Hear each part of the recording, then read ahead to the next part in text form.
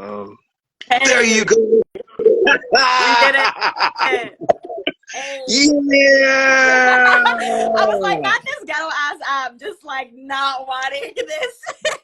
I'll be tripping, homie. Like seriously, dude. Like it's beyond one, man. Like seriously, Yeah. man. How are you doing? I'm good. I'm having a great day today. Just, slept all day, enjoyed the nice weather out, went for a walk, and yeah, now I'm here. Create, create, create. Yeah, man. Man, dude. You're in Baltimore, right? Yeah.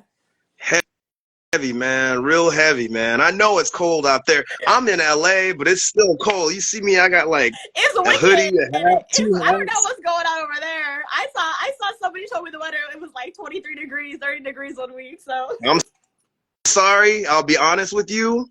We spoiled out here, man. nah, And yeah, I'll for say real, for this. real. Y'all got it. Y'all really got it. Yo, like what if I'm over in your area, dude? Like Like I'm 60 not even degrees. No, trying to be 60 cool. degrees is like, nah. It's like, where are my mittens? Where are my mittens? See, man, I want to put on a whole thermal like undersuit, period. Like give me a thermal mask. Mad cap, man. Mad cap. It's so great to have you on, man. Like when you hit me up and I was looking at your page, what's up, Amazon? You got to check out my girl, Amazon. She's awesome. She has this thing called Punk Dimmick. Check Okay, her out. She's rad, man. totally. And darken mascara. I like that. That sounds like oh my goth. I'm not clowning. I like goth stuff too. I've been in all that stuff for a long time. Yeah. But man, dude, like when I saw like some of like that first video where it was like totally experimental stuff. I do a lot of music like that myself, so I'm like, oh my gosh, dude, that is sick. And I don't meet too many females, and I know there are females, um, and but you don't see too many, especially black females. Even though there's been a lot of black females for decades. I mean, like even Renee Baker, who's in the art ensemble of Chicago. Well, yeah, she's in the double ACM, not in the art ensemble of Chicago. They're a part of the same network. Pamela Z, all these different groups, avant-gardist types, So that was really cool. And I my own solo stuff, one of my projects is based off of that. I'll send you some of that stuff later. But then finding out about, thank you for the bio and all that too. Finding out about Black Vapor and just like what you guys are about, even sound wise, is a trip because I'll be honest with you, it's definitely like I could hear the stuff that you're doing experimental wise, solo, but even more so like in it. But it's more. How could I say this? It's a trip because it's like there's elements of new metal, there's elements of the emo thing, there's elements of the grunge thing and alternative thing, but then there's that dash of that no wave stuff that people are like, like you can hear it, and it's like kind of like it's an unlikely mix, to be honest. And if you don't mind me, well, let me introduce you, okay? Here I am talking. People are like, what is this cat talking about? Welcome to Black History of Rock and Roll to all of you cats that first time seeing this, and I have the honor of having Safra Tadasi. It's Excuse my Tadessa.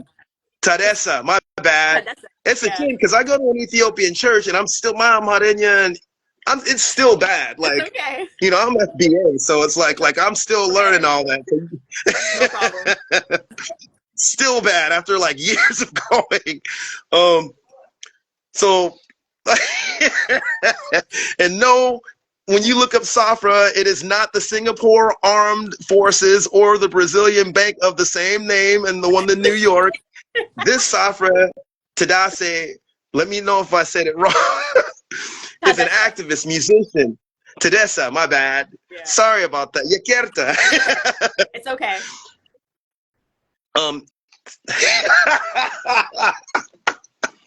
I'm like, oh man, I'm tripping over my words. Is an activist, a musician, dancer, choreographer, multimedia artist. She was a part of a punk rock band called Black Vapor. They were featured in magazines like Noisescape and Wire.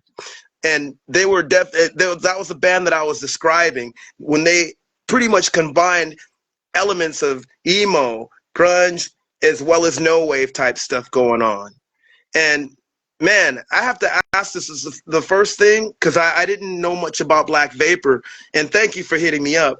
But I have to ask, like, because you guys, as of last year, broke up from what, like, know, um, if you don't mind me asking, like, what happened and your stuff. Well, I got another question in relation to that. Right. You know.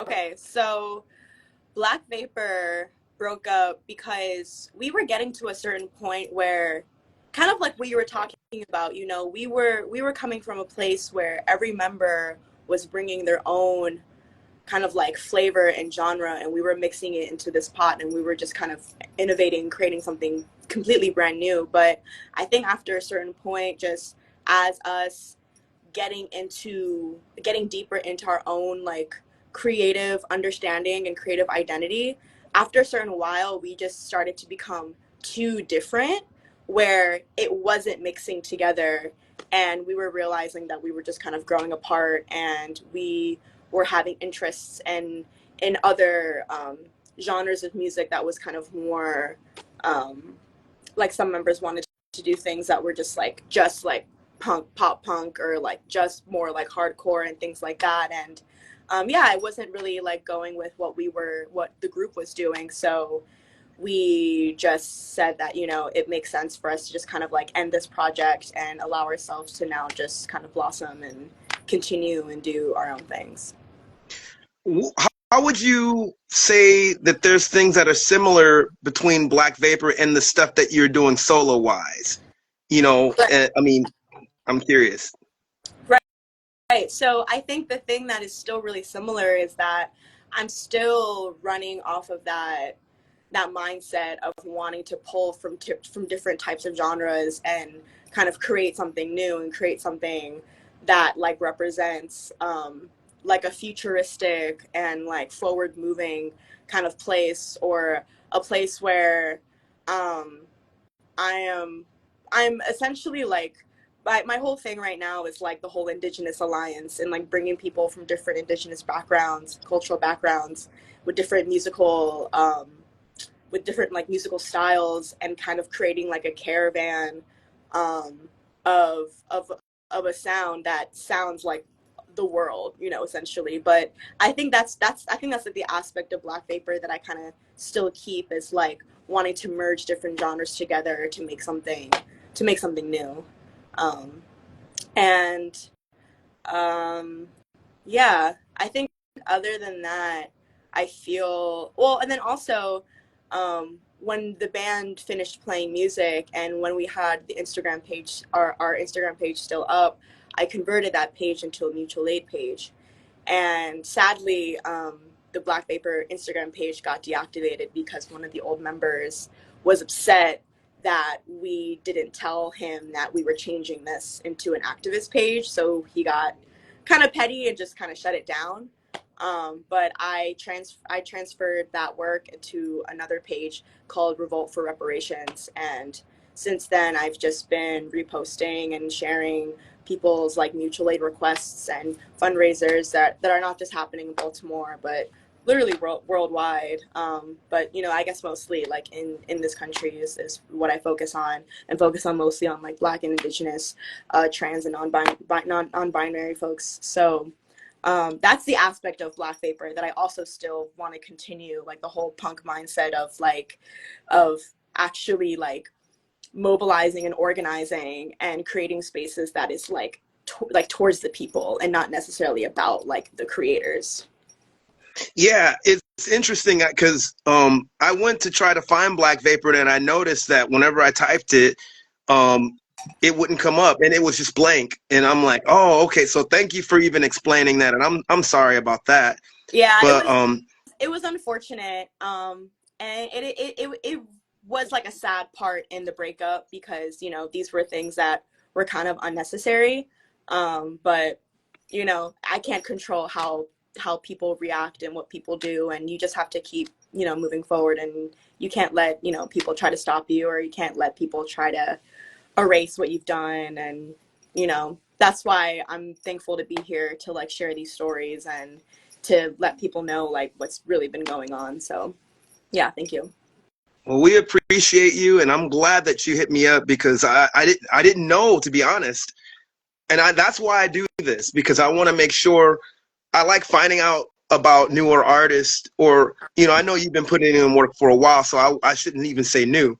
And then basically, I always cover artists that have not really had that voice, that have been around for a long time. My interviews are a gamut of so many different people, from people back in, that were starting in the 60s and 70s, to even people like yourself, Mm-hmm. that have been around for like the last 15 or 10 years.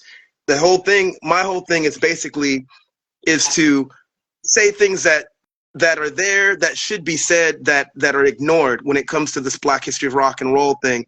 And I do focus on global blackness, whether you're FBA, whether you're like from the Caribbean or from Africa or whatever. Right. We've been classified as black, and there's a lot of common things, unfortunately, that have happened because of just what we face because of that. Mm-hmm. And so I really appreciate like you coming on here.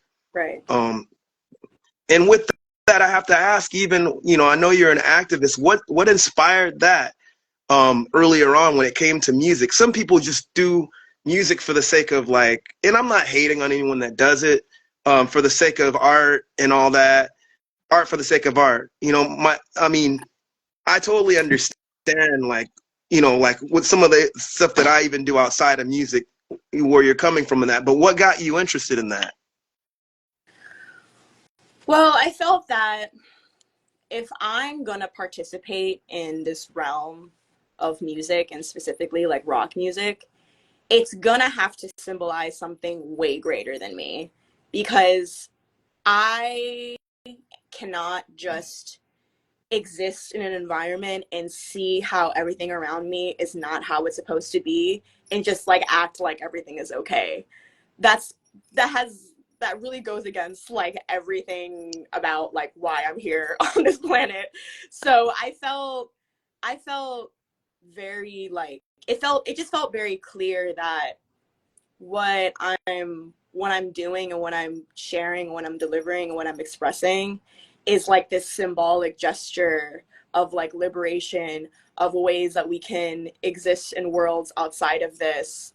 Um, it really got me to a place where, how just like how powerful music changes culture, just how much art changes people's ideologies, the ways that they identify with themselves, trying to increase the representation of of Black people in rock music, and just like how diverse rock is and how like it can be so many things, and wanting to wanting like the art to be the political symbol in itself, where it's just like just our existence as like four trans people on stage says something in itself, that like we had the ability to come together, to organize, to create this space, to incubate, to imagine, to rage, that this is a collective experience, this is a collective space that is like needed for us to continue and to keep living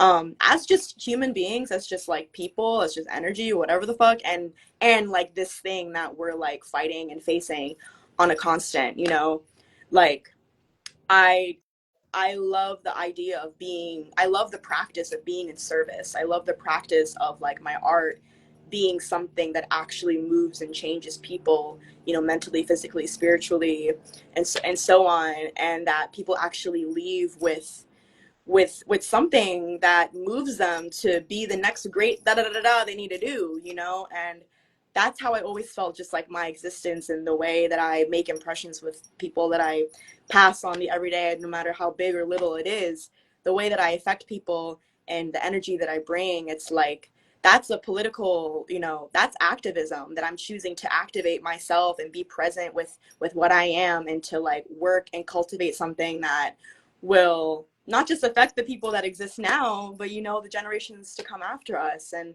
just like the legacy that like music and activism like does, it gives people who are coming after us like a really great understanding of like what we faced and what we did, and it gives them an understanding of like what now they can do and things that we weren't able to do that they can do. And it's like we have to like we have to like we have to like show up and share to the world that like we're not allowing what is happening to us to happen. Like we're always going to do something, we're always going to make some kind of gesture presence that like this is not okay. And I think like that just goes hand in hand with like my my personality and my character and just the work that I do. So it feels very seamless. It doesn't really feel like it's something that I have to think about. It doesn't really feel like something I have to try. And it's also helpful, like the people that I was working with in Black Vapor, specifically the bassist, her name is Jamie Grace. She does like legislative work, and I've learned so much from her, and she's like one of my best friends, and she's always been such a great like guidance and light, and just really has helped us navigate like how to do this in a really like ethical way. Hmm. And with that, I have to ask this.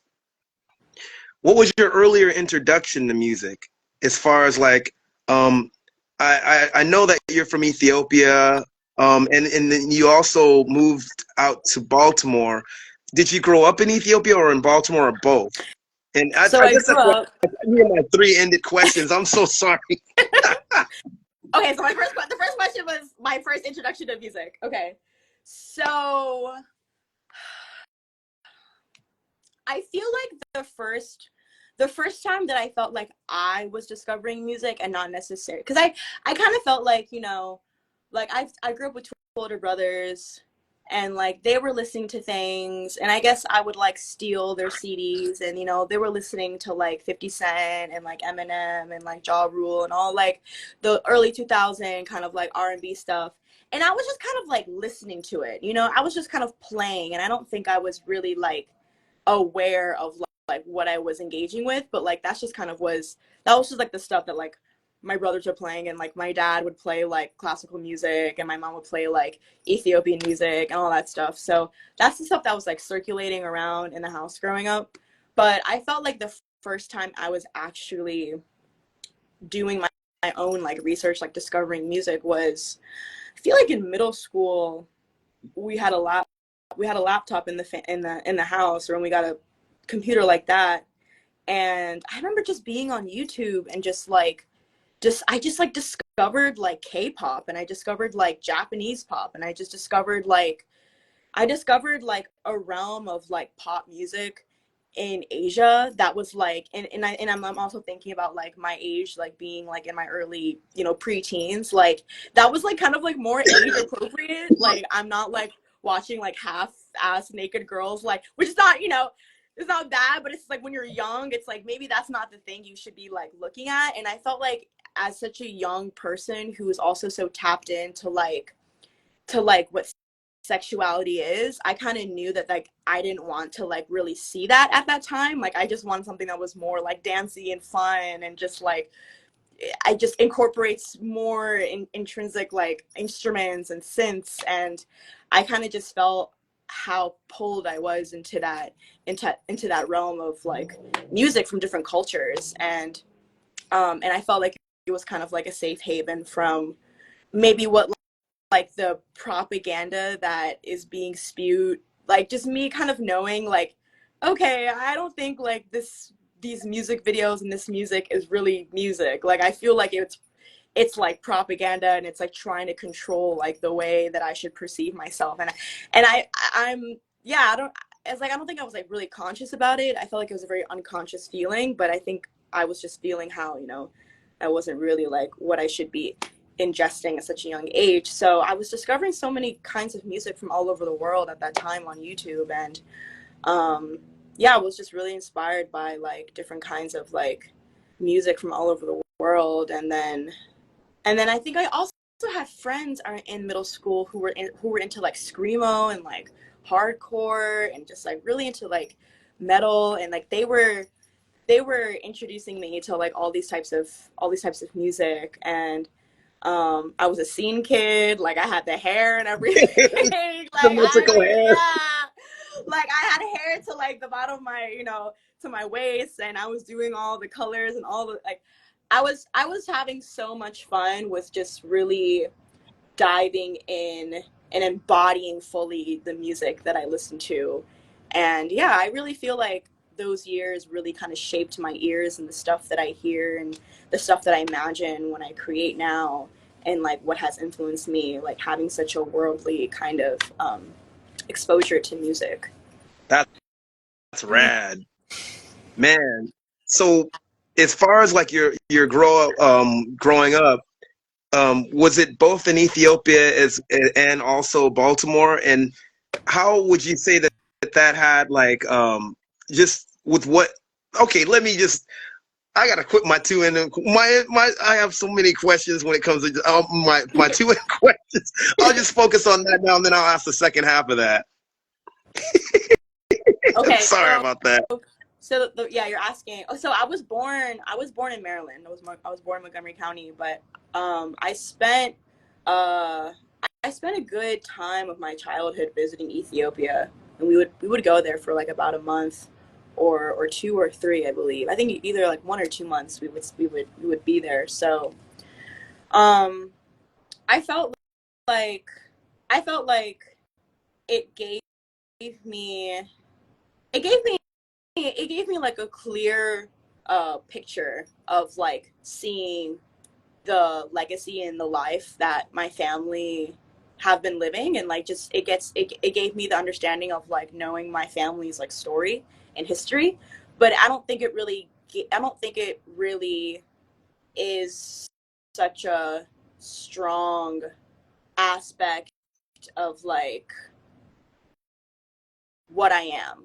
Like I kind of always felt that being Ethiopian is a diasporic experience, and I think like as growing up and getting older and just studying the world and studying like human history and studying life history, and you know when they talk about like East Africa being like the origins of human civilization and things like that, it just makes me feel like that place and that region is like a microcosm, you know, of all of this earth, So I really feel like being able to go there and being able to visit like sacred spaces also is a part of it is a strong part of how I am so spiritually connected and anointed, and the way that I just am and my presence and my energy, and it has a lot to do with that.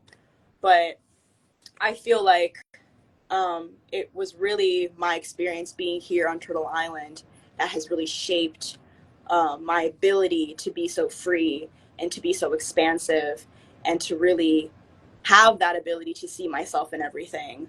Um, I don't think that if I was born, and yeah, like I say this to myself all the time. I'm just like, I don't think I would be able to be myself if I was born in Ethiopia. Like it's a heavily religious society, and you can't like go out dressing like I mean you can, but it's like get ready to be stared at all the time. And when you have such a sensitive energy, like you don't really want that kind of interaction with people. Like you just want to go out and do your thing and live your life and just enjoy where you're at. But in places like that, you're limited. And I'm really thankful that my parents had that understanding of not wanting us to have this limited experience and want us to feel very well rounded, being here in this place. And yeah, my mom is the one who was like, she moved back to Ethiopia. She's like, fuck this shit. Like I am this, I am that place. And I'm so thankful because she is more of herself. She's really who she is. She's healthy. She's happy. And my dad is like, I gotta travel. I gotta go out. I gotta see this. I gotta explore and expand and all those things. And I really feel like I'm like right in the middle of being traditional, but also being like really expansive and experimental. And yeah, I'm thankful for that journey. Like I'm really obsessed, and I really love that journey of being from one place and living somewhere else, and having a diasporic and a kind of uh, very open experience. And I feel like it allows me to really channel like what I really am as an individual and not necessarily like follow some like system. You mentioned going to spiritual places. So have you ever been to Lalibela or the Rock Hewn churches? I've been wanting to do a pilgrimage there. I just got to You raise money should. to. And I have Yeah, friends that have, you know. it's really beautiful. Like I'm Wow. really thankful that like yeah, my mom is the one who is so connected into going to these places and like being so devoted to her spirituality and going on these pilgrimages um and her wanting to her wanting me to just be exposed to these things and just to see these things, you know, because I do really feel something that is like hard, and I feel it so intensely. It's like I'm like I feel like this is the last generation of experiencing being from your homelands. Like I feel like the world that I'm in now is like where I'm like growing further away from the headquarters, like from the home base, and like I'm really like on my own. And I know that there are aspects of where I come from that will always like remain, and like the aspects that remain are the aspects that I'm supposed to kind of keep, and the things that I'm not supposed to be a part of are just going to be over there. And but I do feel like a slight kind of like discomfort because there's like kind of nothing, there's nothing I can do about it, you know, even if I do want to move back. um it would still I would still be having a completely different reality because of just like what I am. And I'm really thankful just of things are how things have mapped out in my life and just where I am right now. And I feel very situated in being in a place that's outside of my origins, because I really do have such a want and need and desire to like see and experience so many aspects of this world. And that's why I also love that music takes you places, and music is like a vehicle that allows you, you know, to travel and tour, or just even on the internet, the way that, you know, you can just see this kid, you know, playing your acoustic guitar, and you post it, Sorry. you're living in Baltimore, and some kid in like Indonesia now sees it and he's like, "Oh shit, da da da." Like that's the type of stuff that I really love when it comes to being able to like travel and be in different places and share your creativity and your imagination, and to keep people like connected with each other, and to keep the imagination and the creativity like bouncing off of one another. And yeah. That's amazing. Yeah, I mean, I'll say this, like, just like when it's a trip, like touring. I haven't been on tour in probably, man, it's been almost a few decades, but music, like being a musician myself and just being a lover of music has led me into a lot of things, including this, and my father cultivated that. I mean, he's passed, and unfortunately, I mean, like actually yesterday was his the day, sixth anniversary to the day that he passed. But these things that I remember, I mean, he's one of the reasons that I do this. I mean, he cultivated a lot of even things that I'm into now, like, and just how he raised me the same way to just be like, just be like very diverse, and like kind of be respectful and stuff, and just, man, I never thought, I mean, he was the one, and today actually is my bass. I mostly play bass. I play other instruments too, but it's my anniversary of starting to play the bass. I started at 13 years old. I'm 50 now, Oh. and it's been 37 years. So it's an honor to interview you on that day. It's And today crazy. is also, I think, the anniversary, the birthdays of Jay Dilla and New Job. Oh, of Steve Jobs. Of New Jobs, Oh, yeah. I oh don't know if they had the same wow. birthday, Oh but I wow. knew they had the Yeah, same birthday. that's weird. Both of Yeah. them were born in the same year and the same day. Yeah. That's crazy. Yeah. They didn't know, they never met though, I right? don't think. What? I'm not sure. I'm not sure. Yeah, that's a trip because we're actually Dylan was born the same year I was born. I was born in '74, Oh, wow. and yeah, it's sad to hear what happened to him. He left a legacy that's amazing, man. I mean, that guy, talk about I mean, I've been on hip hop albums, I've worked with rappers, and my brother, I mean, watching him make beats. I look at beat makers the same way look at composers like Stravinsky and Schoenberg and all them. Right. It's still composition. I don't care what anyone says, you know? Right. Ah, oh, thanks, man. Musaye says both of your clothings are style, and both of us got the double hats. I know. I do have my necklace on, but it's underneath. Actually, I got a mascara. Sweet. You know, and I got always buttons everywhere. Yeah. I love that. We got decorations. Man, yeah, I was kind of tripping. Like, wait, we both got on double hats. Don't make me bust out. Sometimes I'll do the head wrap and then I'll put like a cap on it, like Boy George back in the day. No, you know what's so funny? Like, it's so funny because I will sometimes wear a keffiyeh and I'll wear my hat on top. And like all the Arabs and Palestinians are like, damn, that's just so fly. I'm like, oh, thank you. And then like a white dude was like, why are you wearing that plastic cap over that like sacred scarf? I'm like, shut up, that's so racist. Like, you're gonna laugh at this story. I got another one. So I'm kicking it with two priests. One's Ethiopian and one's Coptic. Both of them are converts too. It's funny. And they have their long beard, and they're, the one has the square kappa, and the other one has like the skull cap. I'm all punk rocked out. I think I even had eyeliner on. I had studs and everything, and I had my hoodie over my kappa. And like most Orthodox Christian monks will wear that, and priests. But I was wearing that stuff even before I was a convert. But like I just had it over my head, and so the priest's like, "Don't trip, man. Show your colors." And he took my. He's like, "Man, go for it."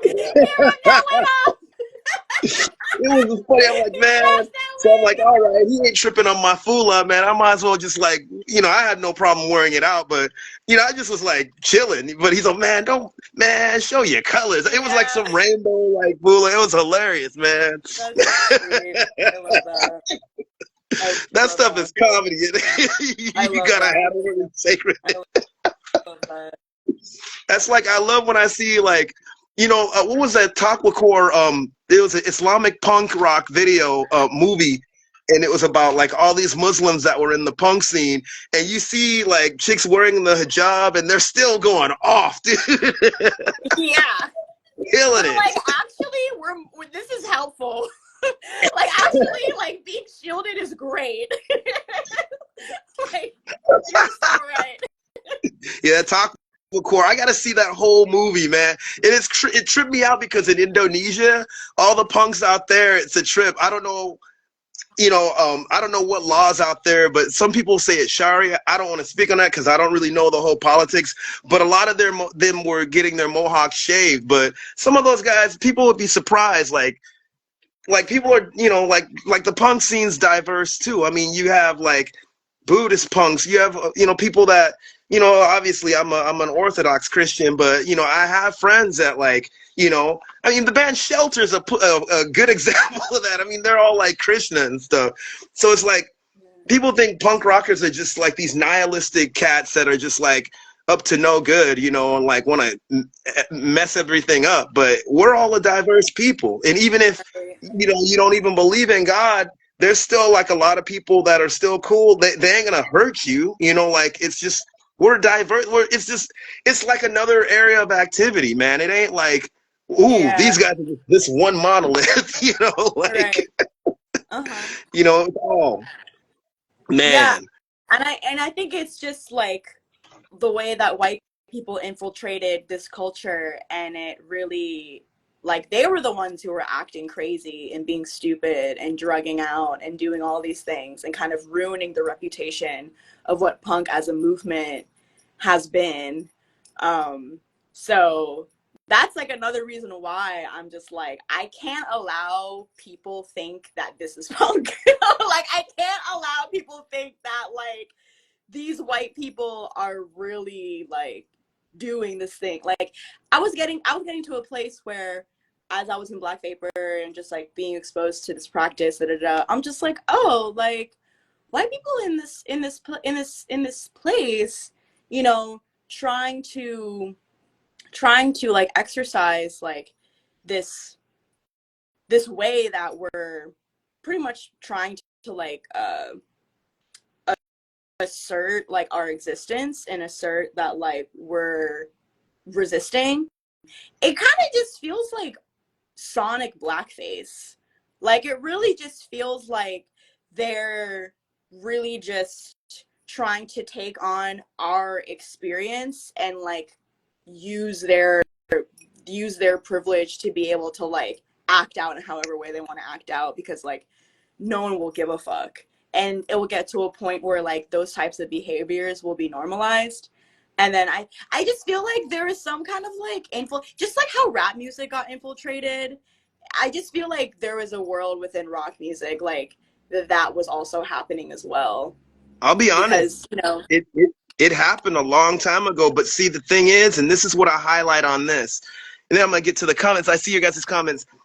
There's still a lot of us that still exist in rock and roll. They Oh yeah. they they they couldn't divide the dance floor, so what they did in the industry is they divided the marketing scheme.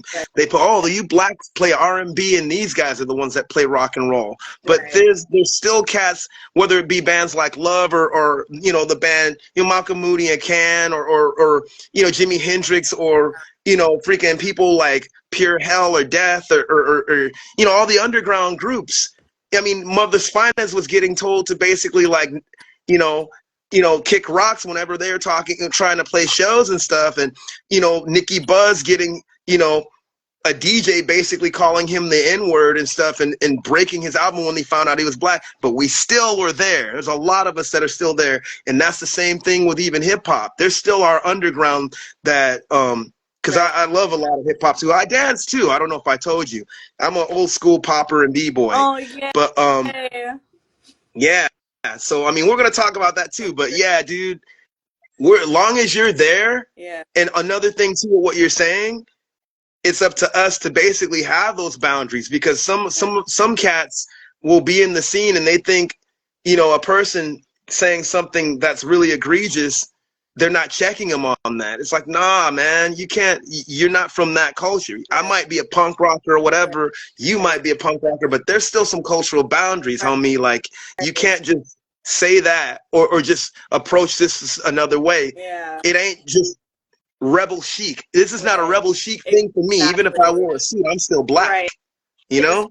This is our real lives. Like we are sharing the stories of like what is happening in our lives. Like we're not, this is not like a costume, you know, this is No. not entertainment. And I think something you were like, I felt like this kind of related to something you were asking me earlier about like what led me to activism was just like the state of the world that I'm living in. I don't want to just be an entertainer. Like if things were great, sure, I would love to just dance around and be all fun and whatever. Da, da, da. I mean, I do that on my own time, but like what I want to share out into the world and give to the world is something that is like medicine and like revolutionary and like needed for like what we're experiencing and living in right now. And yeah, Yeah. and like I also just think about like my own intentions and goals and like where I want to be situated like within my life and in this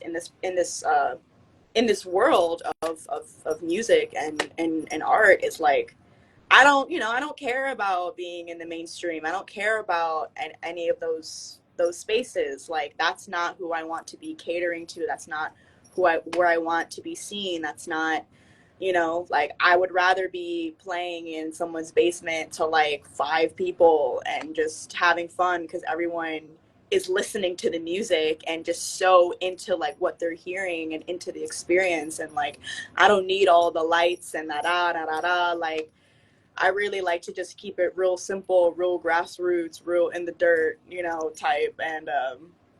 And yeah, like keep it as a community and like connection, you know, based as much as possible. Um, because yeah, I just feel like I feel like when punk music even tries to like go into that space, it just starts to get really corny and it just starts to get really annoying and like it's like it just gets Hollywood and it's just gross and like you just defeat the purpose of like what you know you were first trying to like symbolize and be for. So um yeah, I think that's like another aspect of like Black Vapor and like our intentions of that group that I still kind of like keep. It's like I want to remain like in this space where I you see me, I see you. It shouldn't be so like I'm not up there, I'm not anywhere else. Like it's we're on the same level, you know? Like I'm just offering a service just like how the trash guy comes and picks your trash up every Wednesday or some Yeah. shit. Like I love the neighborhood person. I love being the neighbor. Like I love being relatable. Um and I also love being otherworldly. Like I love the juxtaposition between those things. I think it's really beautiful and um yeah, I think what we're doing now, I think what's happening now and what we're facing now and all of this that we've been producing and creating for so long, it just becomes more and more relevant, you know, like and I'm just thankful of how eternal like music is and um I always try to make stuff that will be relevant regardless of what type of society we're living in like if we're an empire or not. Like I always want to create things that I feel like is always relatable. um and I feel like yeah, I always choose to create things in the intention and direction of like what we're collectively facing. um yeah, that brings me closer to myself, that brings me closer to other people, that brings me closer to our common goals of like liberation, um and also us imagining and heading into a world outside of this, you know, like I want people to feel that as as this empire is falling, like we don't have to fall with it. Like as the empire is falling, we're rising up and we're preparing and we're getting ready to step into the world that you know our ancestors have been made for us. You know, like that information and knowledge is still right here, it hasn't gone anywhere. You know, so yeah, I really love the momentum that I've been building in my community, and also other people have been building in their community worldwide. Yeah, this shit's forever. Black people are constantly the bread and butter when it comes to shifting cultures and shifting paradigms. And I love that I am fully participating into that space. That's something that is also really important to me. That I'm a full participant in this human experience, um, and in this revolution. I don't take anything I don't take any of it for granted. And I think I really, especially when I was in those 4 years of Black Vapor, I never took advantage of any moment I was on stage in front of people. I knew that regardless of how I was feeling, everything that I was doing up there is going to affect somebody. And I've always wanted that impact to be made with, uh, with so much force. And yeah, and yeah, I'm thankful that I have such a humanitarian like mindset where this is not just about me, you know, this is really about us. Like we're going through this. It's like I'm writing these songs because I'm documenting what's happening around me. I'm documenting what's happening in my life too. You know, the ways that like we can just write about ourselves and share our own stories, and you know, people can relate to that. When we share about collective experiences, people from other cultures can relate to that because we share the same oppressors and you know all that stuff. So I really love that this is such a communal experience. You know, I really love that this is such a intimate experience, and we get to watch each other grow, we get to watch each other change, we get to watch each other evolve, and it just makes people feel not as alone. Because I know how easy people can feel alone and like feel like nothing good is happening or whatever. So I always want to be able to remind people, like, yeah, I know it sucks, but we can still rage. Like, we can still have fun. Like, you can still look cute. Like, you don't have to look ugly when the empire is falling. You can still shake some ass. Like, you can still, you know, create all the things you want to do. Like, don't let their bullshit and their issues like get in the way of the things that like you are like brought here to do, you know, and all that stuff. And I think that's like another huge thing that I constantly symbolize in my work is like every person is so important. Like I always have this concept in my head. I'm like, everyone's famous. Like everyone's special, everyone's famous, everyone's doing something, you know, interesting and important in their own way. And like, yeah, I don't really let any, you know, any of the stuff, any of that, you know, get to my head. I just have such a primitive heart. You It's know? creative. Nothing is wrong with that. And with that, and this is the reason I do this live stream so we could rock the community thing too. And we have Salsa Bill says, and I think she was referring to our like what you were saying about um, what you're wearing. Palestinian here to confirm everything you said, Mama. And she says, stay fly. And then she also says, or she or he, I'm so sorry if I'm getting everybody's wrong. Um, underground music scene in Palestine is lit. Wow. Oh my I need god. to know more about that. I wanna Yeah, go. I got to check that I out. If wanna anything, go. it's an I wanna extension go. of resistance itself. Punk, hip hop, house have been portals to alchemy in the midst of living in chaos. Man, oh wow. Right, That's interesting. right, That's a very interesting. Yeah, man. Thanks for letting us know about that because I don't know about that right. scene. And Because then they you hear really about try to all the stuff. suppress all of that stuff. They really try to tell Yeah. people like, oh, there isn't a queer community. Oh, there isn't a punk community. I'm like, what? I remember my friend, Wait, what? my friend, the late Tim Claus, who used to write for Flipside, lived in Israel for a while or Palestine for a while. Sorry about that. Um, and he was just saying that I think he was involved. Someone was telling me either him or someone else was saying that they were involved in raves and stuff. So that's interesting, man. But yeah, that situation. Oh Lord have mercy. Hey, shouts to you, Salsa. I don't know where you are, but dude, yeah, Lord have mercy. That's just messed up. I'm sorry. You know, and I'm sorry about that. It's a heavy situation, and Yeah, you it know, really is. I send my prayers, you know, for the families over there affected by that. You know, Absolutely. and yeah, I'm not happy about that. But thank you for letting us know about that. You know, um, but you got to create. I mean, you know, like that's a verb that I use a lot. I always say create, not just because I was in a band called Create, which came from me saying that, but um, and it's a reminder for myself.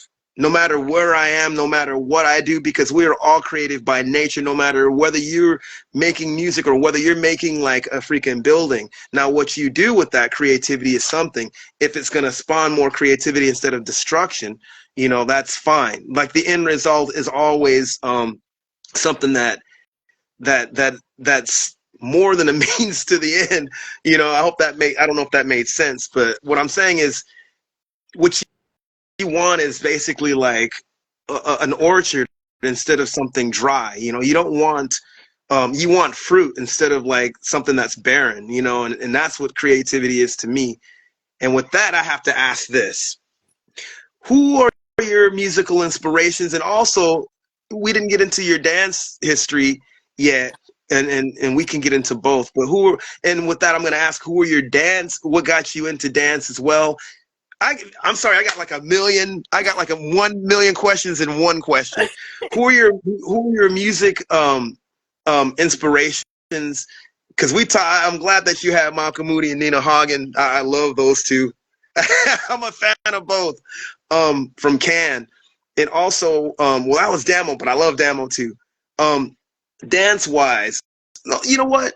Sorry about this. I'm like all nervous now because I keep asking so many questions. Let's start with the music thing first. I'm so sorry. hanging out. We're literally just hanging out. It's so chill. Um, I feel like okay, so beyond than just a musical inspiration, I feel like this person really gave me the blueprint of how of like what works for me and the way that I'm supposed to like it gave me such a clear understanding of like how I'm supposed to move in this world with music. And I felt like Lydia Lunch was the one who really just lays out and just has such a strong structure of the way that she creates as an artist. And I felt like when I discovered her, it reminded me how important like sexual sovereignty and your sexual liberation is, how important the word is, how important being confrontational is. Um, and it also reminded me of just like how how sonically just the psychology of sound and how you can really alter culture and people's realities through sound. And yeah, she's definitely been one of my biggest like not just inspirations but definitely teachers when it comes to understanding like how to navigate this world through using music as a way to save yourself. She's so big on like no one's gonna save you. You gotta save yourself. You gotta do this for you, and then you gotta bring others that are on that same boat with you, and you gotta keep going. So, um, yeah, I think I've been inspired by like the way that she works, and it really gave me a clear understanding of like what works for me. And I was seeing a lot of myself and her in just the way that she operates in that world, being really underground, being really avant-garde, being like just making space for herself, not waiting for anyone to invite her, do anything. She just like does her. I'm really into that. But I guess more musically, yeah, I'm inspired by this band called Unknown Mortal Orchestra. They're from New Zealand. The Mm. band can. Interested in um, musicians like half Japanese. I'm actually best friends with one of the members of that band who owns a record shop here in Baltimore called True Vine. And they're someone who I met when I first moved to Baltimore. And I felt like they were an individual who they didn't really like give me anything, but we just genuinely just spent a lot of time together, just talking about life, talking about music, exposing me to all different types of music from all over the world, um, all different types of genres. And I just felt like every time I would hang out with him, I just felt like I was walking into like an encyclopedia of just cool, sick, underground, eclectic music from like all over the place, from all different times. Um, and and and also just being really inspired by like nature, like being really like primitive and just being like I listen to animals, I listen to how they sound, I listen to how they behave, I watch how they behave, and that inspires my dancing, and that inspires how I sing, and that inspires like I love like listening to like avalanches and like volcanic eruptions, and like that is also like what inspires like how I sound and like also how I move and how I dance, and always wanting to feel like I'm mirroring nature, and like I can I can be like a um like a mirror of of what like human nature is.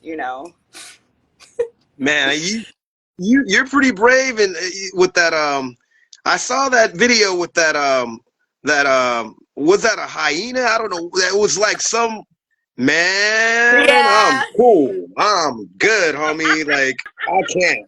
I just I can't, really dude. love that. Yeah, I that don't was know how you did that. She was just chilling. You guys, look at that so video. the She was fact. just like, yeah, what's up? Hey, what's up, hyena? That thing is, oh, no, bro. With a bite force that big, too? Oh, hell no. I'm Yeah, cool, homeboy, homie. yeah. I was in a region called Harar, and it's that's more of like the Muslim community of Ethiopia, and they have this tourist place where you can feed the hyenas, and it actually stemmed from like a ritualistic practice, an Islamic or like an Islamic indigenous a ritualistic practice, and it turned into like a tourist attraction where I think kind of what happened was like in that region of farmers that were living in that area, there were so many hyenas around, and they had to find a way for the humans to develop some kind of like mutual relationship with the hyenas. And I Man, think the farmers started to like leave food outside of their home, and the hyenas started to just kind of slowly develop like a natural like kind of mutual relationship with them, and that's kind of how that happened. And then yeah, they just bring people who are visiting, and it's kind of just like a thing. You feed the hyenas, you stick the stick in your mouth with the meat hanging out, and they bite it, and they're like crawling on you and all this shit, and they take photos and videos, and it's just so it's man, like it's like even though it's like a tourist attraction, it still feels very like sacred, because it's like not everyone's gonna do this. It's like only certain people who feel brave enough or just want to like experience this thing for themselves like will do it. So I kind of love that it's like accessible, but it's not too like tourist out.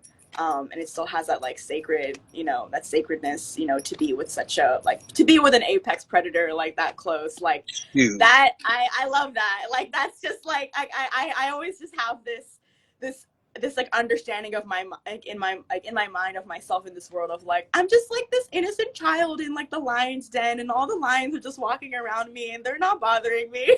You brave, homie. Like, I'm cool. I saw I'm that video. I'm like, hey, chilling.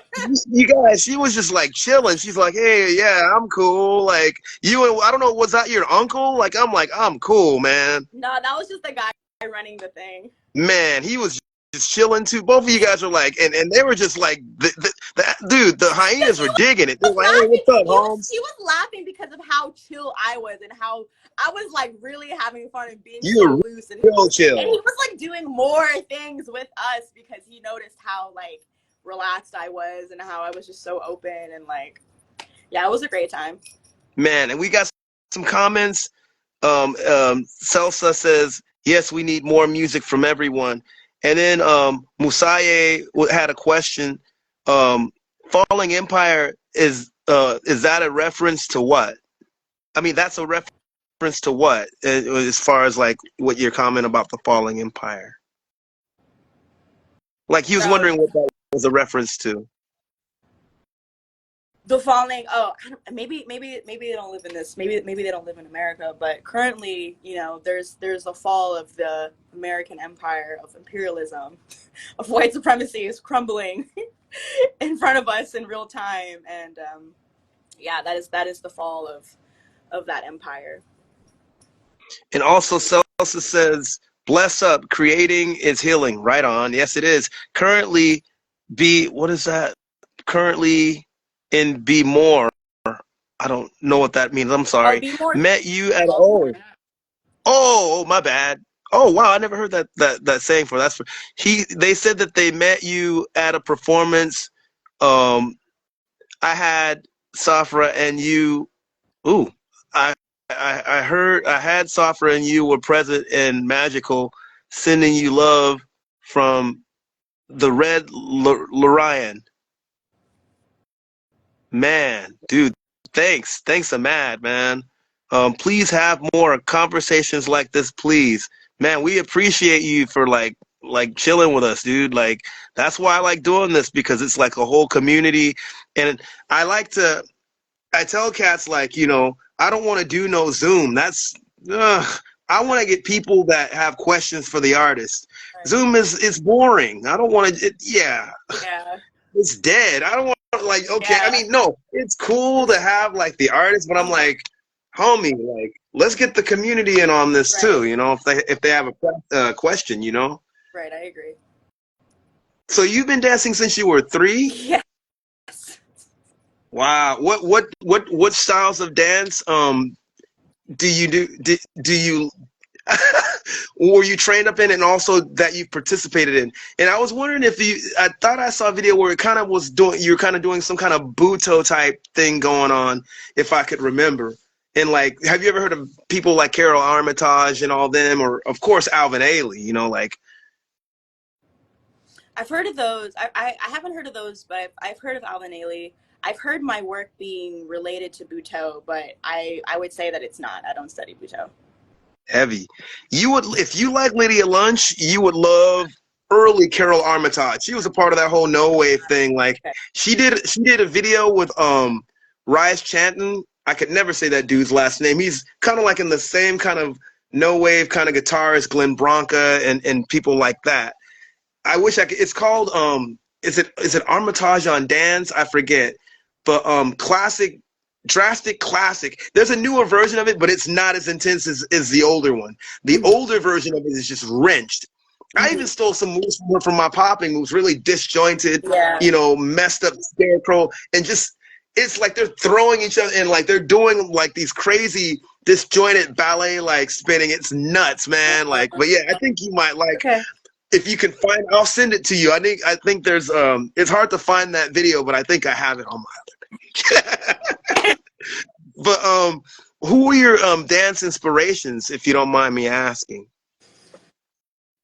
I felt like I honestly didn't have a lot of dance inspirations from other people because I felt like that what I was doing was solely from, it had to come from me. Like it was kind of one of those things where when I wanted to study dance in university, I didn't want to study under any other like dance style or dance practice or dance teachers. Like I really wanted to just understand my nature. Like I wanted this to be a place where I was starting to understand like my identity as a person who communicates through movement and like wanting to really devote to like like a monk life. Like I guess you would say I didn't have like a typical like college experience of like going out and like being really social. Like I was such a monk. Like I was not drinking, I was not smoking, I was not doing like anything. Like I was so devoted to just like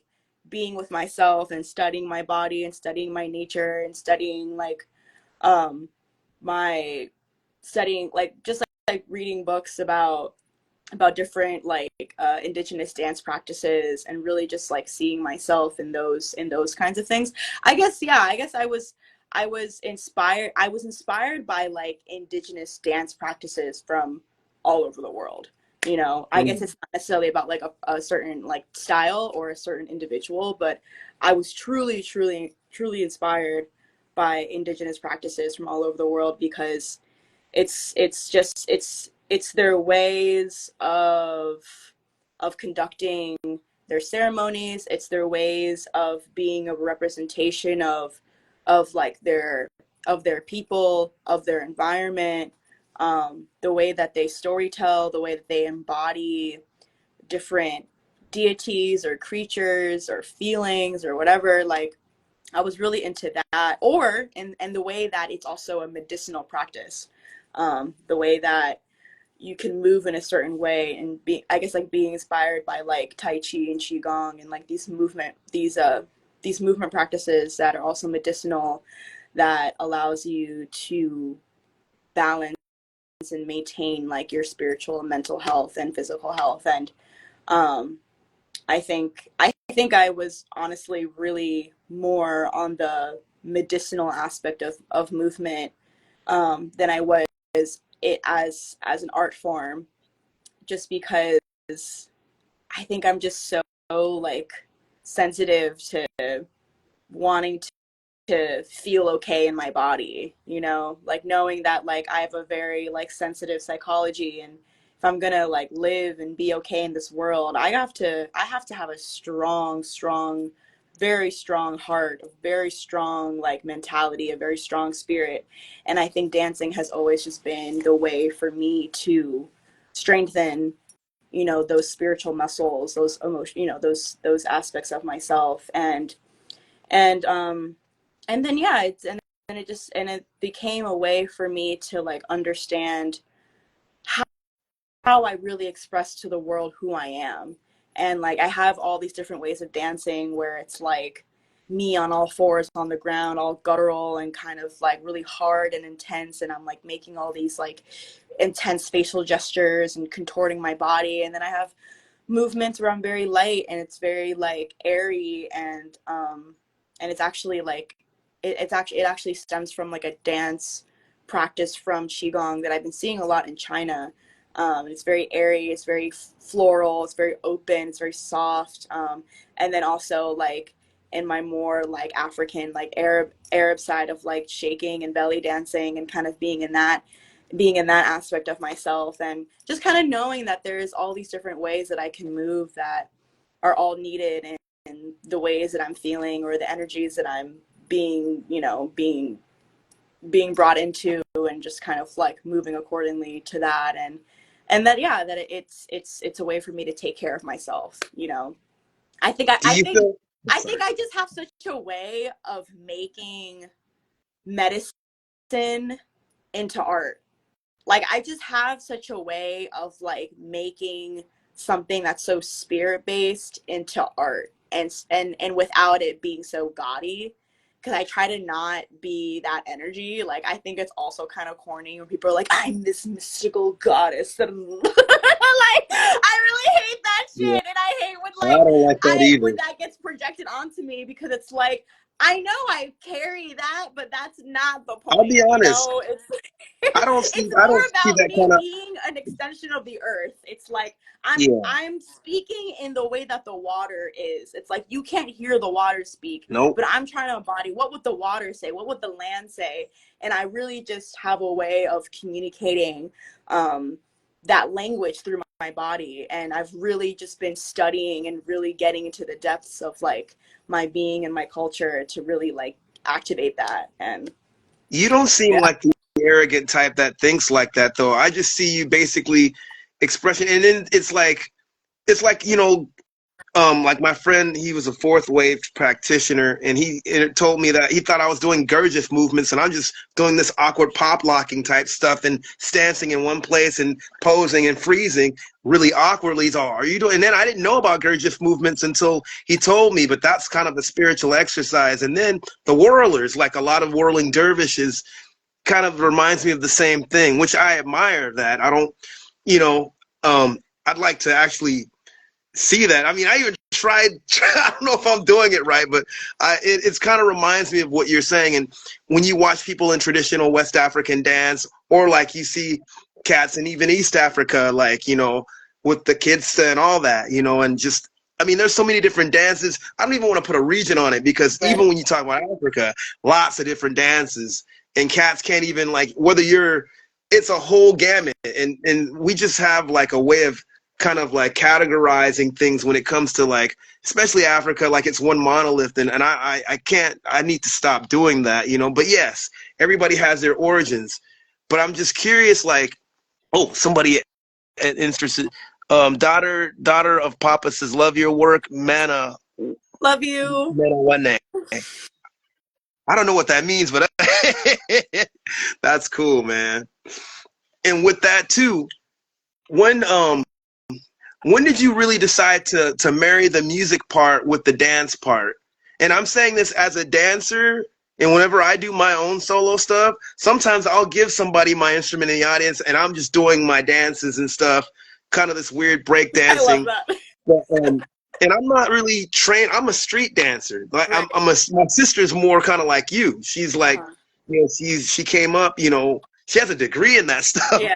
But I'm an old school pop locker like break dancer, like and freestyle dancer. So it's kind of like I put that in my act too. But I'm curious, what was the when did you decide to do both? Was it even like you see elements of it in the performances that I've seen with Black Vapor? I see some of that some of that already, but it's almost like when you're solo, I'm seeing everything, and it's just like this is you. Like you're doing the prepared guitar thing. You're doing the dancing, and it's like I said multimedia because of like just I don't even know how to describe it. It's just different, and it's like I don't know. I'm saying too much.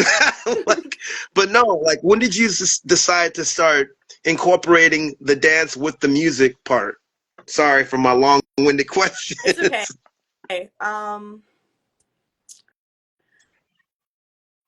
I kind of was feeling how singing became an extension of my movement.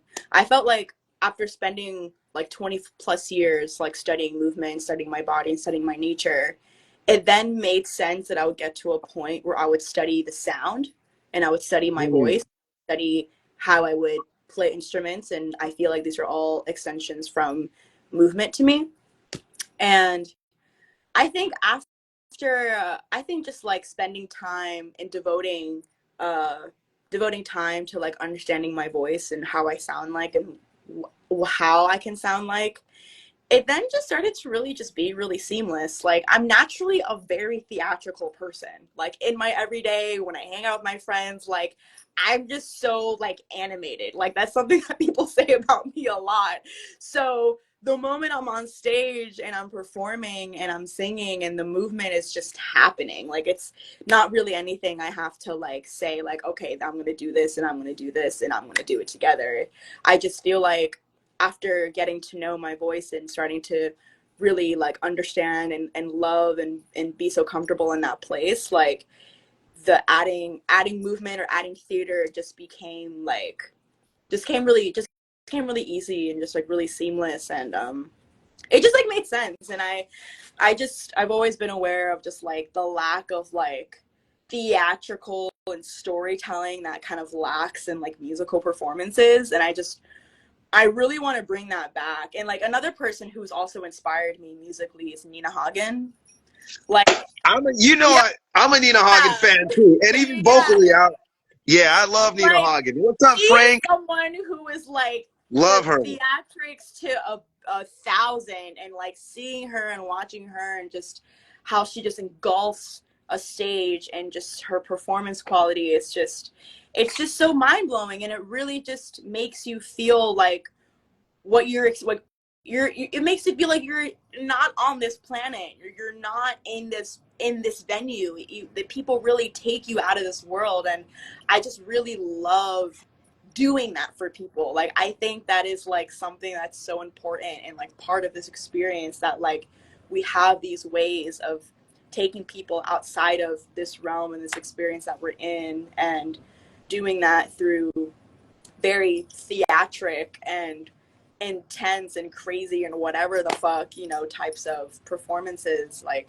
I just I'm so happy I'm in this place of my performance art like practice, where like I'm encompassing all of these things now, and it really just makes me feel more of like who I am. Like what you see is like really what I am. Like it's not fake and it's not like It's just acting.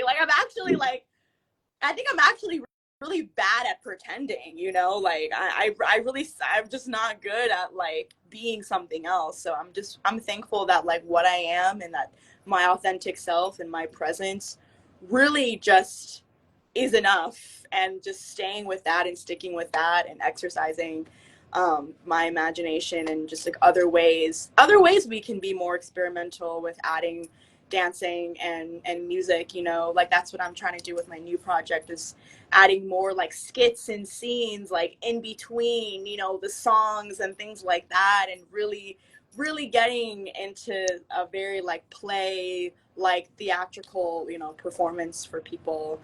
um yeah, I think those things are just so important. And yeah, I always just want to bring something really innovative and new and different to the world of performance.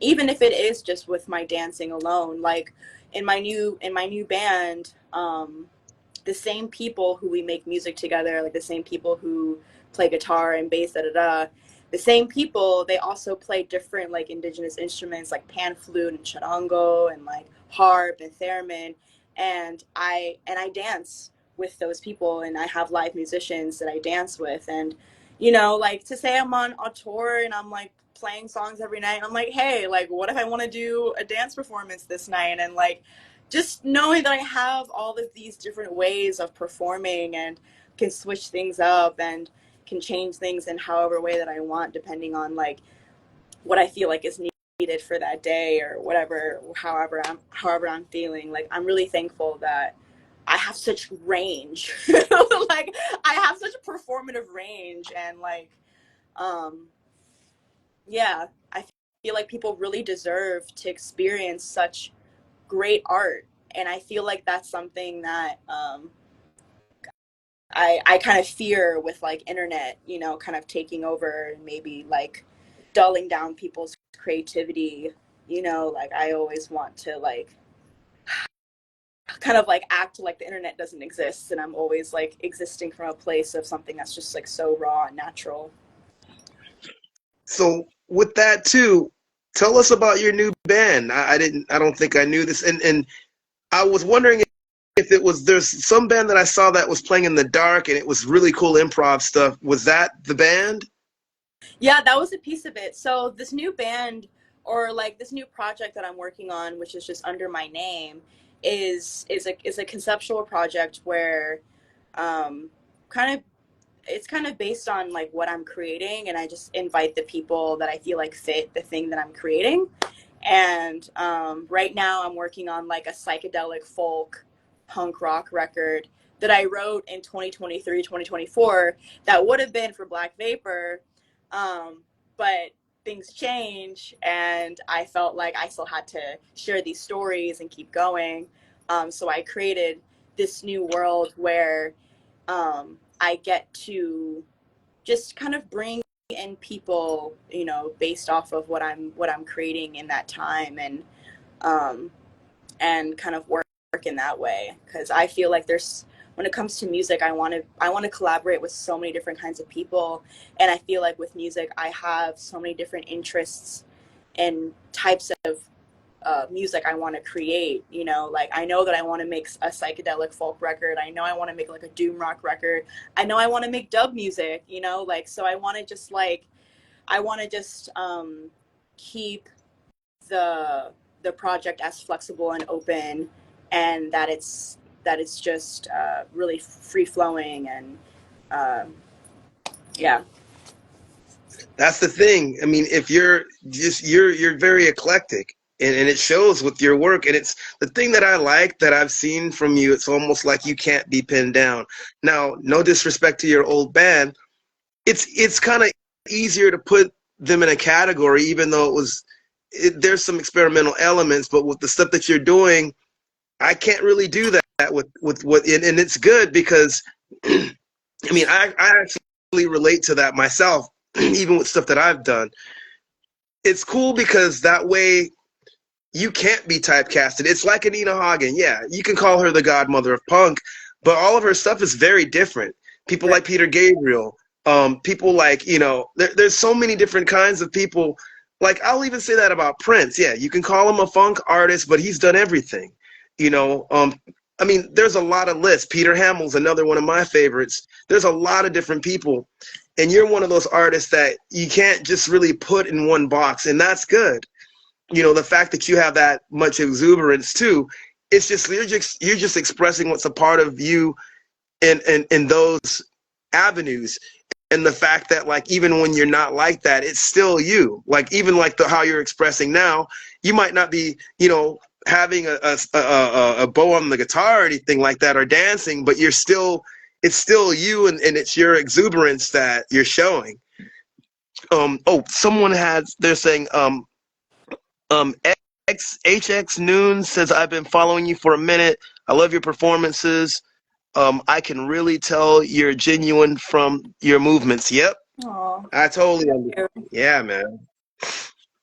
And that's cool. It's like you become a vehicle for your own creativity, and that pretty much, like, man, my dad said this. Because I mean, for a while, I haven't I have my own band, but I haven't played shows. But I used to go do karaoke, and he was saying, and it kind of like piggyback on what you're saying. It's just a part of you, even if you're not like necessarily in a band, it's just something that it's a part of your nature to want to perform. It's not like some vainglory thing. It's just an expression of getting all of that out. It's just like something that has to come out. Like I'm clapping my hands, or like I'm sorry, or I'm talking. It's just a part of another part of your nature. That's what the performance is, and it's why you feel the way you do when you do it. It's not an attention thing. It's not some vainglory BS. It's just you, and nothing is wrong with that. It's just I call it exuberance. At least one form of it. Like. And I mean, because my dad was the same way. He was a musician and performer as well. And yeah, I totally relate to what you're saying, man. That's so rad. Like, and I'd love to see your band live if you ever come out on the West Coast, or even like if you do any improv stuff and you come out here. I do a lot of improv music myself. Oh, that's I so wouldn't great. mind collabing with you. Absolutely. But Absolutely. man, I want to see that. Yeah. No, my friend and I are actually trying to like host like an improv show, actually, like every full moon. Heavy. So we're trying to just like yeah, we're trying to just create a space where there's just like more improv shows, because I feel like there's not a lot of spaces I mean around here, and what I know, like, that really likes to favor and put a lot of attention on improv, especially improv that's coming from like from us. So we're really trying to I create got something to say about that. I wish you were out here, because I actually I'm a music teacher, and what I use is improv to introduce people that don't even know how to play the music. And I've been hosting this, I have a game that I've made up, and I've been hosting this like weekly for 20 years. And if you were out here, I think you would really like it. It's really fun, man. And we have kids from the hood, cats from like City Hall. We've had all kinds of different people like come out, even toddlers, and even people that are senior citizens come out and just make noise. Yeah. Or the heavy metal guys that just have songs. I mean, improv is the base, but you can do whatever you want. And yeah, dude, I love improv, man. So Yeah, rock that madness. It's so absolutely. fun, man. That's such a I think that's like how I've learned to hear myself. When I just pick up a guitar and I just start playing whatever is on my mind or my heart, like that's how I journal. That's how I really feel and hear like what's going on with me. And I'm really thankful that I spent a lot of time being in that space with music, of just coming from a place of like, I just want to hear what's going on with me. Like, I'm not really trying to do covers. I'm not really trying to learn other people's songs. Like, I'm so, like, all my friends from Black Vapor know that I'm like so anti doing covers. And whenever they try to be like, let's do a cover, I'm like, let's just play what's on our minds. Like, let's focus on ourselves. Like, it's okay.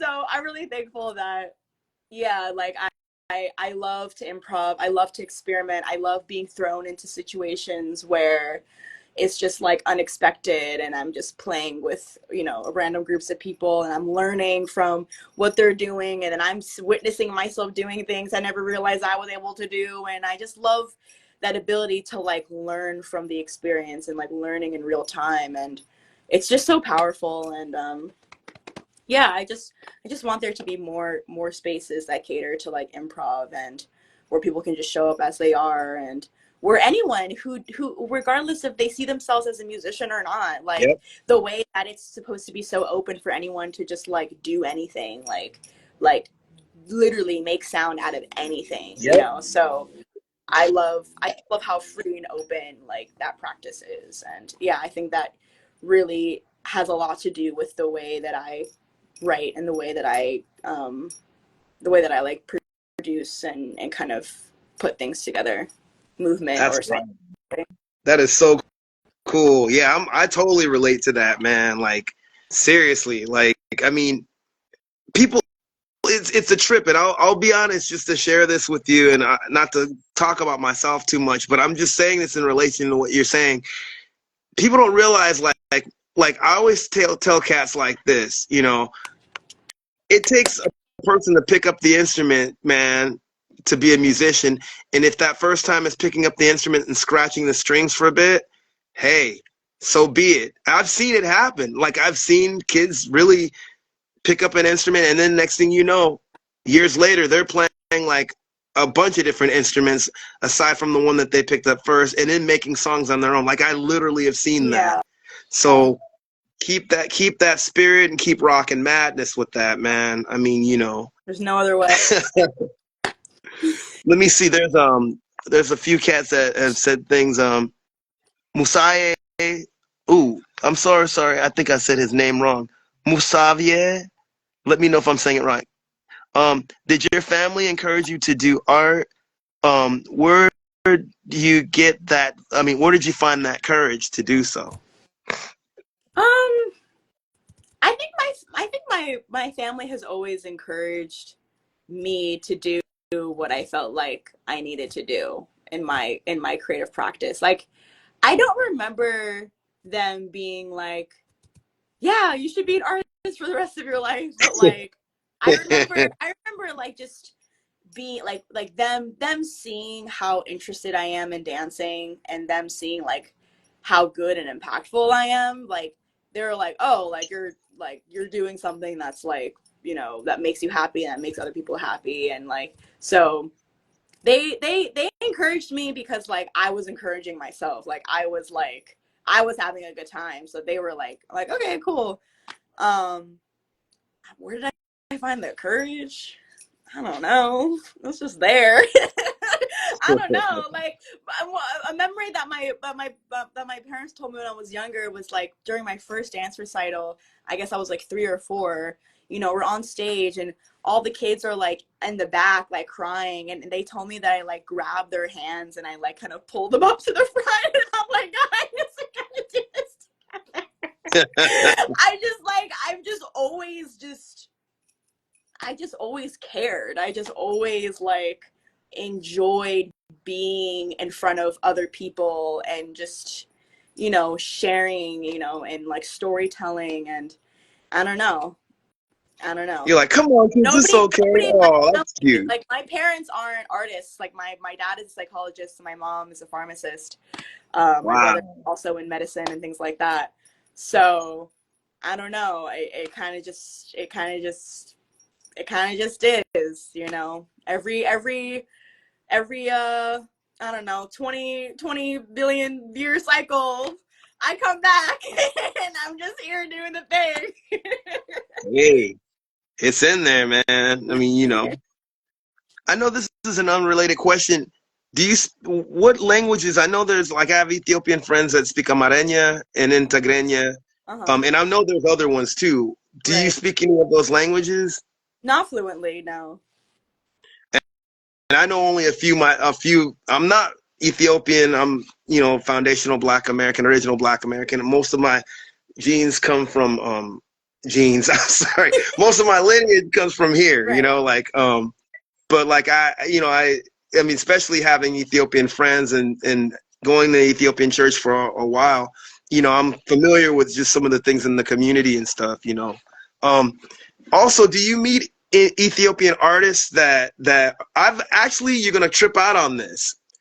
I've met I know like Ashinafi Kabede, he's an Ethiopian composer, he's kind of on the avant-garde side. I think he's passed, but there's another guy that I met. How could I forget this brother's name? He does a lot of stuff with synths, Uh-huh. and I'll send you his profile. And I was just like, "Where are you at?" And he's all, "I'm like, you're in LA, dude. We gotta get together, dude." It's hard. Like, I don't meet that many Ethiopian experimental musicians, so you and him are like the only ones that I know. So true. You know, like just thinking right off. You know, Right.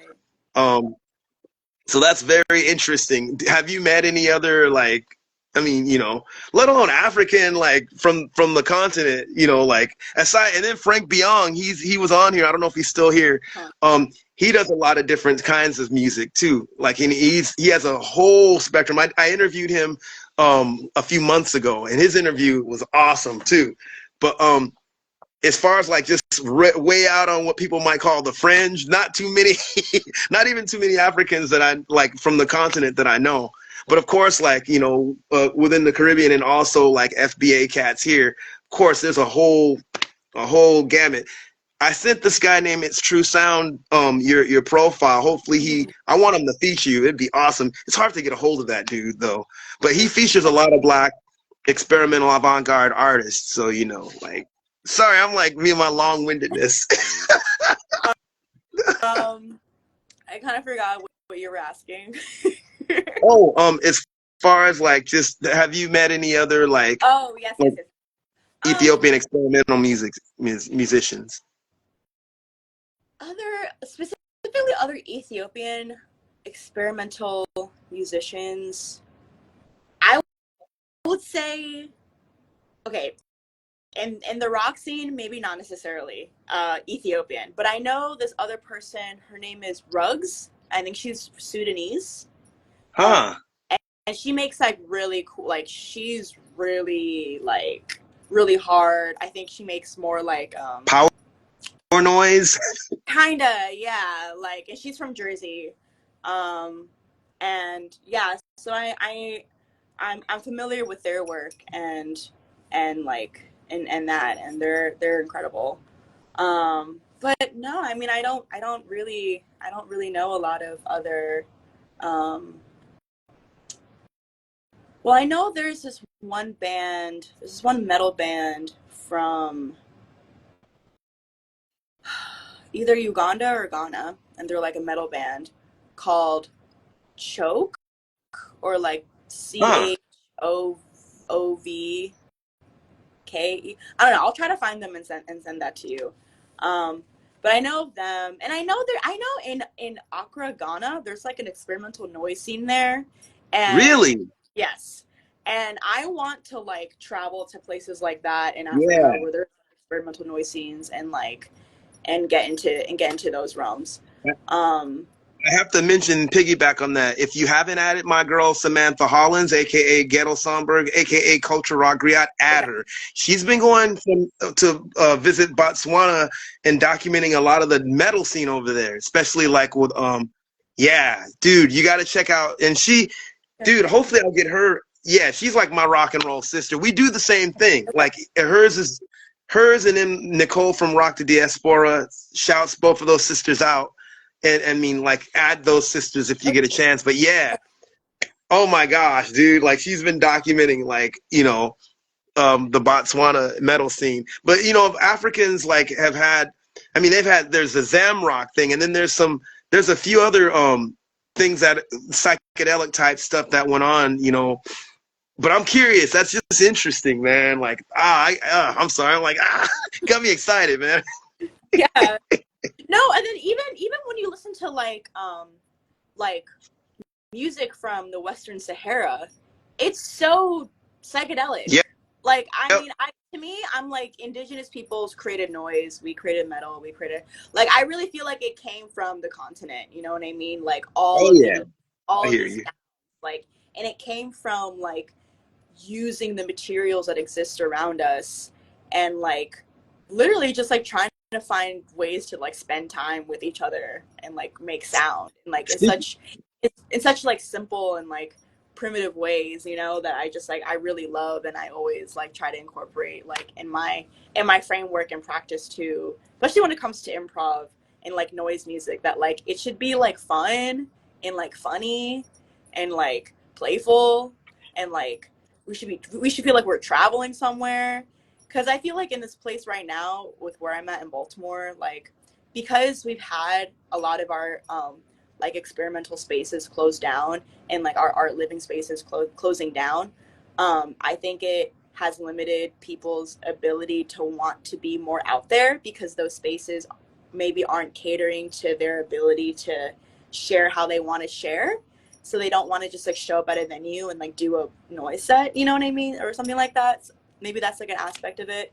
And I just feel like now, like, I'm just like really bored and really like annoyed with just like how repetitive and like very like one dimensional like the noise scene is here. It's predominantly white people, it's predominantly like white men, and it's just like it's Well, just weird. I'm like, the it thing makes me is, not want to go shows, you know, and that's why I'm really happy that my friend and I want to like kind of create our own, you know, world and create Yeah. a sanctuary where like we can get back to like what we were doing and do all that stuff because yeah, it's sad that like I've been living in Baltimore for like 10 years and like people are, you know, aware of me and what I do, but like I'm not really invited to any of these like experimental noise improv spaces. The thing And is, I don't really though, care. I have to say this: you I just don't really care. It's like I'm do not what trying to you're be anywhere doing. people don't want me, and like I don't feel Yeah. left out. I'm honestly like I'm good. I'm not in. I'm happy. I'm not in these spaces. Like I think it's always creative being like, don't worry, The girl, thing don't is, worry. though, the fact that you're doing your own is the key. Right. And I mean, like I always feel, like I don't really fit anywhere. And I've been in a lot of different Yeah. spaces or whatever, but I'm still gonna be me. I still got to do what I'm gonna do, Exactly. and I'm sure you already know that. Oh, just a few comments. Um, Musavie says, your long-windedness is the best part. I be getting tie-tongue. I'm like, man, they be like, man, I have to. It's like the poor interviewee is like, this brother just spit out a whole paragraph of a bunch of questions. What the heck? And then Frank Byung says, Safra and Orlando, great conversation. Yeah, Frank is an amazing musician too, and Oh, he's done like everything from like Afro beats to kind of experimental rock type stuff too.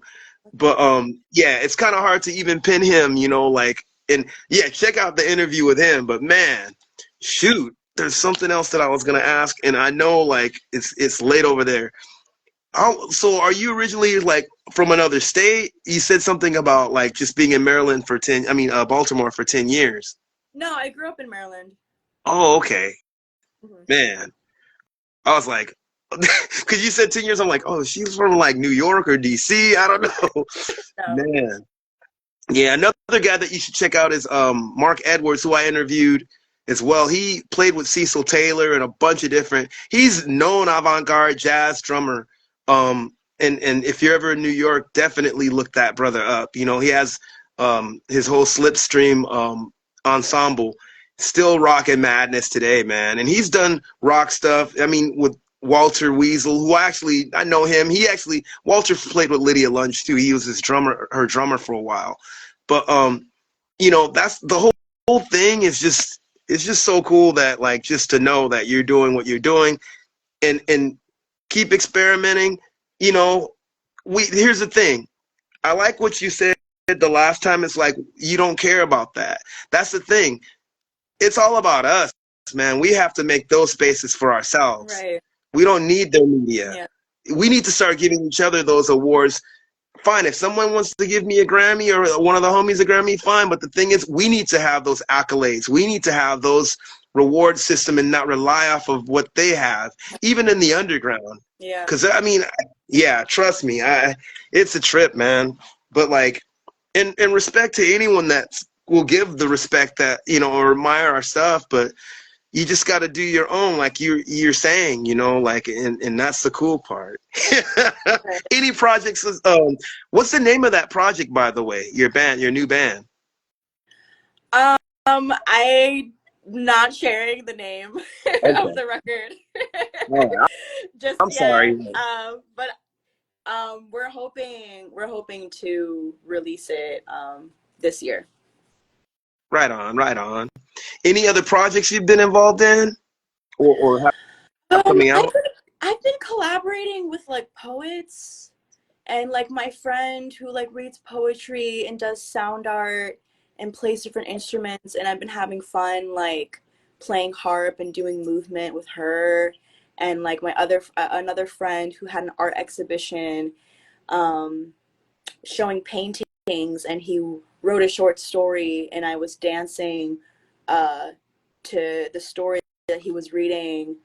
Um and yeah, just doing like improv sets with individuals, like one-off things, and um yeah, and like just getting into getting ready for this new season and seeing, what movements I'm gonna be coming out in. And I've been really chilling this winter. I've been really allowing myself to kind of sleep like the bears and not try to force too much out of me. And I'm thankful that like this record that I'm about to put out this year with my new band, like this is something that I've wrote like years ago. So I really got all of that hard work, like that part of the writing aspect out of the way. And now, I'm just teaching them like all the songs, which has been so fun. And they've been really excited of like these stories and these sounds and the way that I've, orchestrated like the music, and everyone is just so excited to be, a part of this. So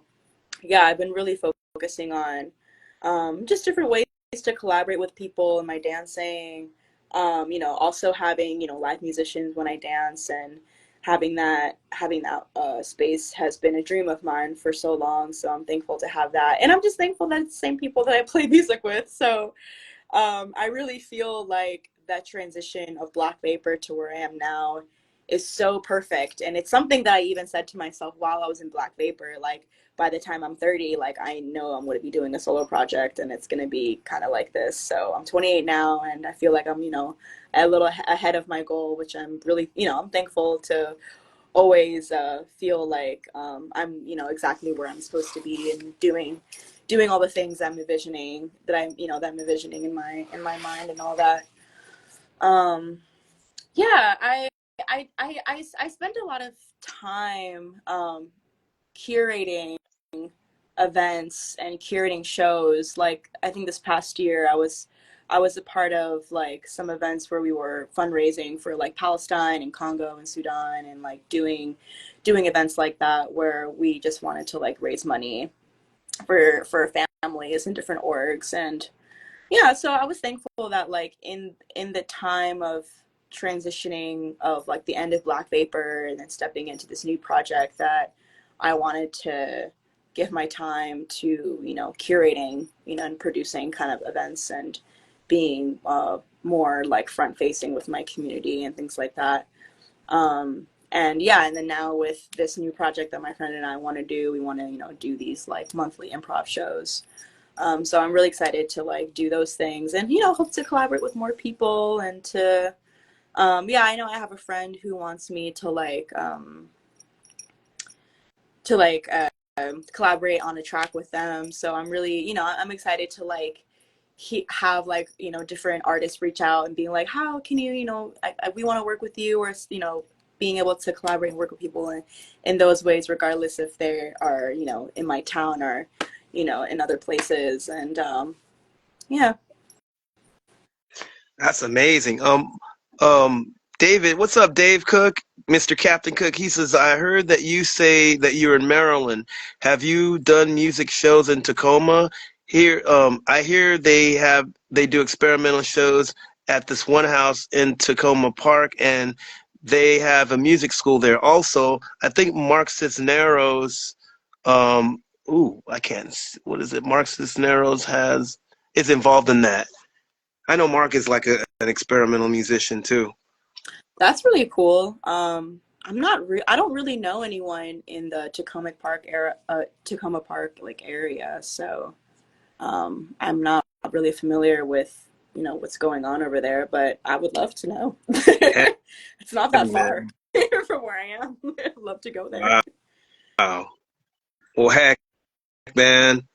I know it's late. I want you to just give everybody your links, and also give a word of advice for everybody. We always have like the artists like give, kind of like a word of wisdom. Okay, I know it's got to be hella late over here's there. my first word of wisdom that I'm gonna type into the comments, uh, which is my Cash App. I heard that. Yeah, throw that cash app and no, seriously, no, dude. Like, I and you know know, what? I'll no, put it no. on. Who No, else? please do. And this is also a connection to my message of like, this society is not gonna give you your fucking reparations. You need to find ways for white people to fucking give that shit to you, or anyone I'll who tell wants to you give you the this. funds I'll to be give you the honest. funds. I'm a part of a reparations movement here in Los Yes. Angeles, and Good. we still stomping. But yeah, put that Cash App. It's gonna happen. Trust me, it's gonna happen.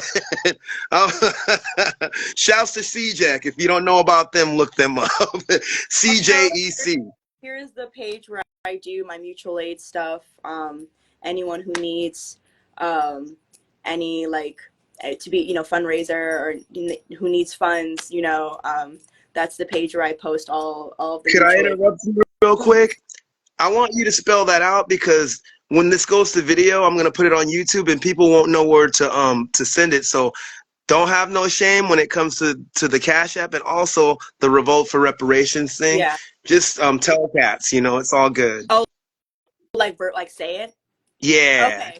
because when I found when it goes to YouTube, nobody will see the chat. Oh, So got you. Okay, my Cash App is $SAFRA.KALI.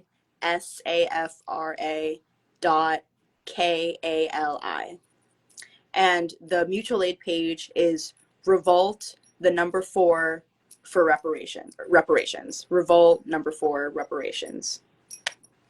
all right, and then I'm sorry, Brave Cook, David's like Rhizome. Rhizome, Yeah. heavy man. Okay, Shoot, man, I'm all like, so your word of, what was the word of wisdom again? Was it the Cash App or and nothing is wrong with that? That's cool. Cash App, and then it followed with make sure to enforce the reparations that you need. Make sure to make that known, to get that, and also something that I've been like thinking about for a while, and within the land back movement, it's like for us, in order for us to get land back, I think we also need to scam back. I'm not saying anything about that. I'm not doing that. Baby, you better scam the fuck back. I'm not doing that. Don't do anything that will land you into jail. I don't want that for you. I don't want that for you. The goal is to scam, but you better scam them as much as they're scamming. You better scam back. That's my message. Scam back.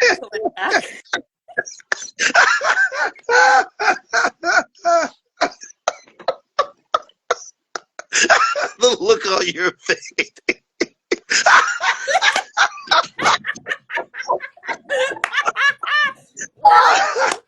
You didn't scam us first. You wouldn't need to scam back, but no, for real. Like, people can't be fucked every day by the system. Like, y'all can't be okay with that. Like, y'all need to find a way to scam back, to get your way, to not let anyone like walk over you and take advantage of you. Yeah, never let nobody walk over you. Yeah, ever. Yeah.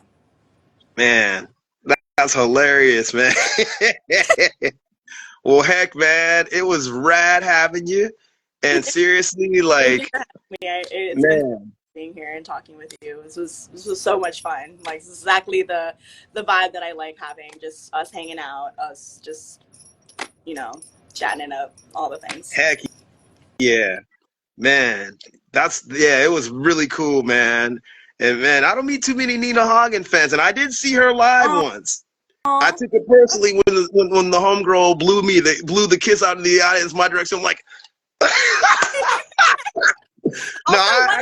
one last person who I really, really love is Wendy O. Williams from the Plasmatics. Oh man, I'm trying to get TC, who used to play with her, on here. I'm working on it, but yeah, Wendy, rest in peace, man. Memory eternal to her. Yes. Love her. I was gonna ask, like, how many? That's what I was gonna ask you. How many instruments do you play? Because I know you play guitar, and I've seen the harp, but guitar. I mostly play guitar. I play the harp.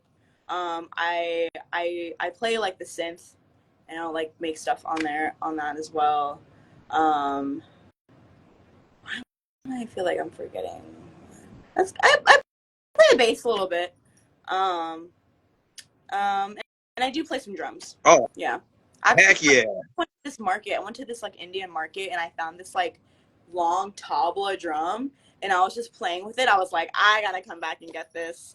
Yeah, you better scoop that up. Walking around Baltimore City, like hitting this drum. Like, I I just want to be like chilling. Like I want to be that guy that's just like nothing can faze me. I'm having a good time regardless. You gonna I knew laugh? it was coming. I'm chilling because I knew this shit was coming. Yeah. Yeah, man, pick that stuff up in Rock Madness. I have a clarinet because I love Eric Dolphy so much, dude. I don't know how to play clarinet. I'm just pretending like I'm like, I'm totally not Right. Eric Dolphy.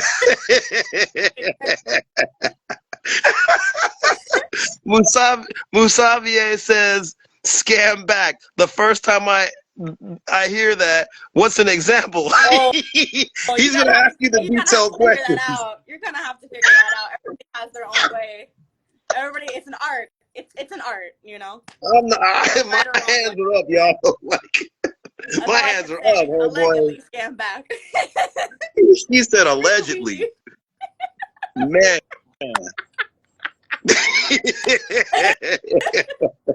I'll just say free Luigi. I'll just say that. I'll say free Luigi. Man. Far out, man. Far out.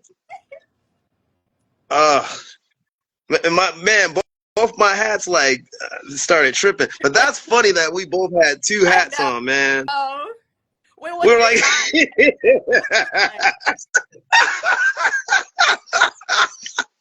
man, is it cold? It's gotta be snowing out there though, huh?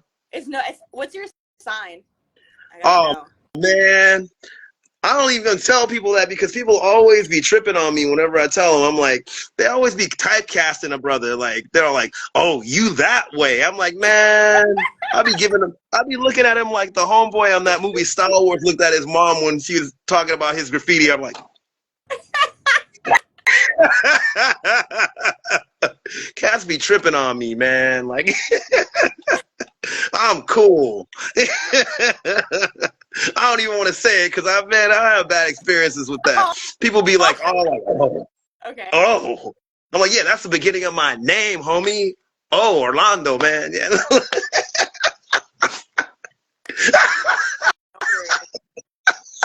Uh-oh. What was it? Musavier says, like, I know you're a gypsy.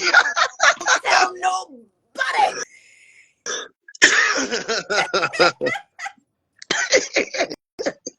That's so cool. We could laugh on an interview, man. People be like I'm Walter Cronkite or something and can't laugh, man. What the heck? Man, well, heck, it was rad having you, and a brother will be contacting you and stuff, you know, and sending you, you know, some stuff like music-wise, and even that one cat that I was telling you about. It was rad, like we're rocking out with you. So Musavier said, "Oh yeah, you already said it. I know you're a gypsy." Man, heavy man. So you guys hit up Safra, rock that Cash App, you know, give that donation, and man, it was rad having you. And you know, it'd be cool to, you know, when you guys release, come on here and we'll promote it. Absolutely. So you know. Absolutely. I'm so excited. Thank you so much for having me. I had such a great time. No problem. Also, shouts to Culture Rock Griot and also Rock the Diaspora. Look those brothers and sisters. I mean, look those two sisters up. My homeboy, Ogun Prime is not on here, and I wish he was. He does the Black Rock Lexicon, Black Rock Musicians Lexicon. But shouts to him too. But those two sisters you definitely want to add, and I'll send you their page. Yes, that's very helpful. And shouts to all of you guys, all of you cats that came through and rocked out with us tonight. We really appreciate it. And we're going to sign off right now. Peace and blessings to you guys. I wish and pray the best. Oh, man. Black history of rock and roll. Black history of rock and roll. Black history of rock and roll. Peace and blessings to you. Best in mehabwa wa woman feskadu sahadu. I'm like, I mean, we out, homie. Peace.